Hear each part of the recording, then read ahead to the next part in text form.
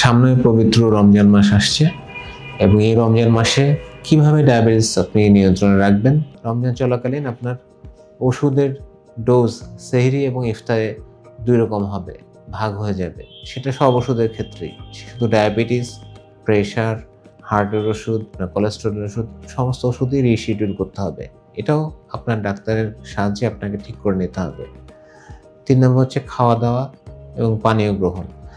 এমনিতে নরমাল একজন মানুষের নরমাল লাইফে যে ক্যালোরিটা লাগে, রোজা রাখার দিনগুলোতেও একই ক্যালোরি লাগে। অনেকে আবার রাত্রের খাবারটা খান না, এটা ভুল। সুতরাং ইফতার, তারপরে সেহরি এবং রাত্রের খাবার ৩টা দিয়েই আগের মতো ক্যালোরি ফিল আপ করতে হবে এবং সারাদিনের পানির চাহিদা ওই সেহরি থেকে ইফতারের মধ্যে ওই সময়টুকুর মধ্যেই পূরণ করতে হবে।